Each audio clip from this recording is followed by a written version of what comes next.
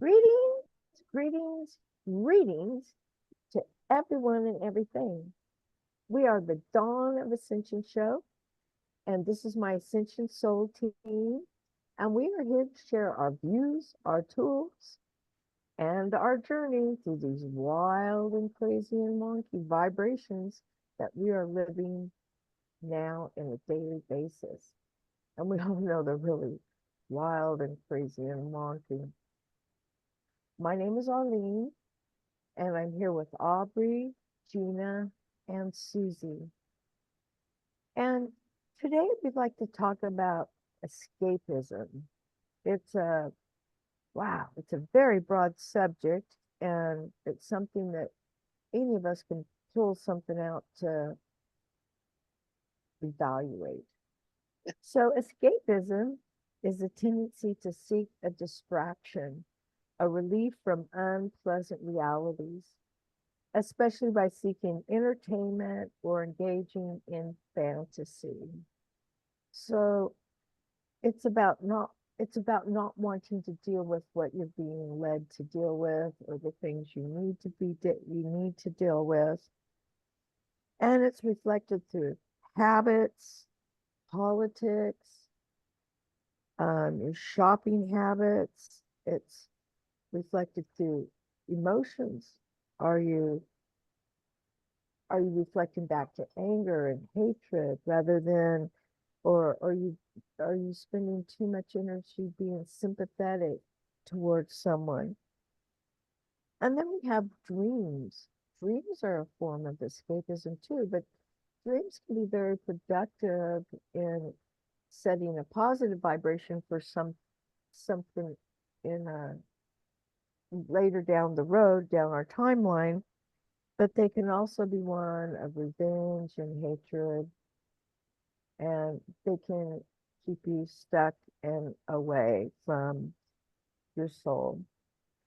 And but there's also dreams of peace and happiness and abundance.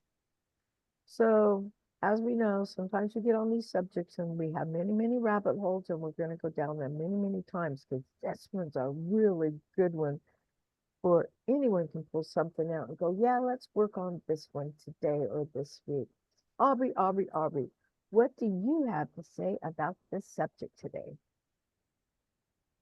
So escapism is an interesting one because a lot of people are doing it right now, and the reason why is because there is a bunch of unresolved energy that actually resolving would be kind of uncomfortable. And I think it's important to know and remember that if you're wanting to escape something, you are already uncomfortable.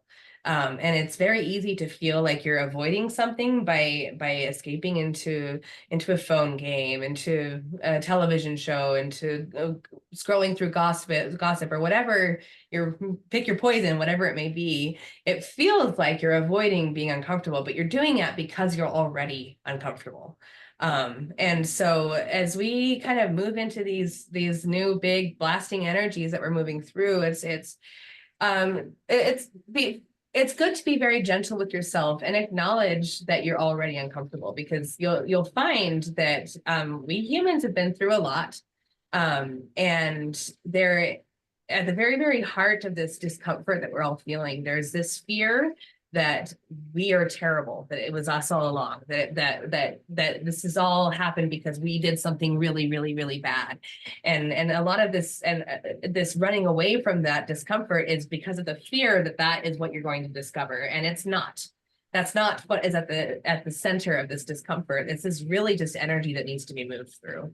And so if you can let go of that fear that you are a terrible person, and everybody has it, it's okay. You'll find, and if you want to actually dive into it, that that was never the case, that you're actually afraid of something that doesn't exist. But you do need to actually dive into it in order to discover that. So I encourage you all to dive into what you think you did so wrong. And if you have done something wrong, find a way to make it right, or find a way to forgive yourself. But you're not a terrible person. I promise. It's not what you're going to discover. And Wow, that was I think too with on that subject is so many of us have been here before and gotten shut down for being as good as we are, you know, for being a healer, or for being a shaman, or a psychic, or doing wonderful things. And we've gotten, you know, burned at the stake and heads chopped off and hung, and so many times that we have a real fear of moving forward into our true powers, into who we are supposed to be, for fear that that'll happen again. But not this time. We're doing it this time. Yeah. Man, yes, you are so right, Gina, about so many bodies are carrying strong DNA and memories from all of those terrible times when we were here to do something and share our light and our mission, and we were cut down and burned down and then destroyed in order to keep from doing that. Yes. Yes. Yeah, so Wow. sometimes it seems like, you know, I find myself avoiding doing the steps I need to move forward, even if it's just cleaning the house, you know, vacuuming or whatever. I would much rather go watch a YouTube video or something, but or to look at my own shortcomings and what makes me avoid vacuuming the house, or living in a clean space. Not that I'm that dirty, but you know, it's just really, it's time now to be paying attention to what are you avoiding and why. It's kind of the whys that need to be looked at. Yes. And if you've done a lot of work and you've got a lot of work under you, that's good, but you can't just rest on your laurels at this point either. And these energies are really, they're crazy and wonky. And dang, sometimes they're just hard to muck through, you guys. So that's when we have to get quieter and listen to that still small voice within ourselves to help guide us to where we need to be or want to be. I avoid, I do laundry. If I want to avoid something, I do laundry. In fact, my machine got taken away from me for 2 weeks, so I had to change my habit. But I do laundry. I enjoy doing laundry, and that I will go, oh, I have laundry to do. I can't do that right now. So I'm old, you guys. It's brainwashing. So crazy. But that's what I do. So escapism can come in, you know, lots and lots of different ways. Susie, I know that fairy card. I know they're into escapism too. What are they telling us about today? Thanks, Arlene. Our fairy message today is uncertainty, thicket of thorns. And you can see here a thick, tangly branches of thorns, which means difficult or challenging. And you may be prevented from moving forward or blocked from something. You can be in pain and struggling. And, you know, if you keep struggling, it could get worse for you. So the first step is stop moving. Breathe, relax, acknowledge where you are, accept the truth of the situation. But sometimes you need to wait until the way is clear. And once you have a clear direction, slowly and methodically, you can take action. For example, in the fairy tale Sleeping Beauty, for 100 years, a thorny hedge surrounds the sleeping princess, and many princes have tried unsuccessfully to reach her until finally one prince passed and the thorns opened and he was able to reach the princess. So the prince succeeds because he appears at the right time. And the message here is to trust in divine timing. When the time is right, everything falls into place. So we need to let go of the struggle. And the universe really wants you to succeed. And it wants to reveal the path forward for you. And here it is with butterflies and a little fawn just to go and enjoy. Aubrey, why is it important to trust in divine timing? Like 100 years is a really, really long time to wait to be uncertain about something. And time doesn't really exist. So could we not just like reset our circumstances if we really wanted to? Well, so divine timing is actually it's a quantum mechanism that is hooked into our higher selves. And so when we talk about divine timing, we're actually talking about the plan that our higher self has actually set up to that leads us to certain places. And so when we say trust divine timing, we're really trusting that in the surrender to source, into oneness, into what is going to be happening, because we can't see everything from down here. Our higher selves have a much higher perspective that can see a lot more than we can. So if your pursuit is to understand something and to need to know why, then you're going to find that you're going to get that energy a lot. And if you're just uncertain of a pathway, but you're good where you are, sometimes the lesson is learning how to be good where you are, because divine time isn't real. And so when things magnetize into our being and in our experience and our existence, it's because it was at the right time, but it's just because we ourselves were now at the vibration of that experience. And does that make sense?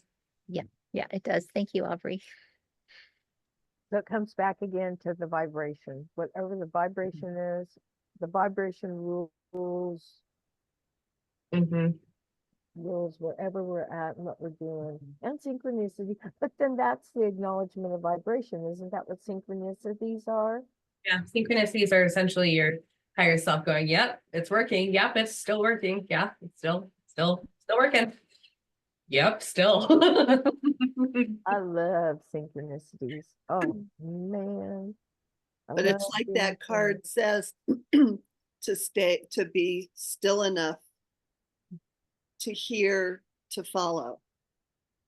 And So to come to you, because a lot of these things are it feels like they're over there, but it's all of time and space and all of existence is actually inside of you. And so the stiller you are, and the more that you listen to yourself, the more things will come to you naturally.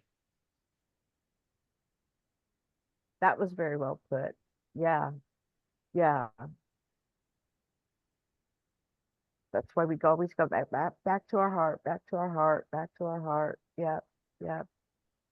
Every message is back to our heart, huh, Gina? absolutely. Wow. So if anyone else has if anyone that's watching has a comment, please leave it below, or any information that they want to add, or something that they would like more information on, please add it below, and we'd be glad to expand on it a little bit, or ask it answered directly in whatever we need. But I think we have a message coming in. Aubrey, beep, beep, beep, beep, beep, beep, beep, beep, beep, beep, beep, beep. Message incoming. Message is less from a collective and more just sort of an energy reading that I'm seeing kind of collectively, that I think that I'd like to pass on. And it's a reminder that you can transmute energy through laughing. You don't have to cry. You don't have to, you don't like, there's a lot of different ways to transmute energy, but I'm seeing a lot of just sort of energy pockets that are just sort of like ready to release. They look like volcanoes ready to burst. And I think a lot of humanity has gotten used to expelling energy through anger or through wailing or gnashing of teeth or whatever it is. And there's infinite ways to express that energy, and laughing is actually one of the most powerful one. I don't know if you've seen the Monsters Inc. Where the monsters were scaring children to get out of their screams, the energy of their screams, but then they discovered that their laughing was 10 times as powerful. And that's just it's a reminder to everybody that it's you can move through really difficult things through laughter. And I would invite you to do so. Oh, I have a couple of, I have my daughter-in-law. She can just laugh. I adore that of her. She just knows how to just laugh, and I have a cousin the same way. They just know how to just, oh, and it's a wonderful way. Sometimes we just sit and just laugh and laugh and laugh. Another way to Oh, look at that is fake it till you make it. yeah, yeah, yeah. Oh man, sometimes it's nothing like one of those good old belly rolls. You just chuckle about something all day long. You just go, oh, oh, I can't stand that. Uh, oh yeah, that's so fun. We can fake those laughs. Well, that is our message today is on escapism, and it comes around to laughter. Laughter is one of the most powerful medicines and one of the most powerful energies in our realm to help us through these wild and crazy and wonky times we're having and we're living through these days. So thank you everyone and everything for for joining us today on the Dawn of Ascension show. Bye. Bye. Bye.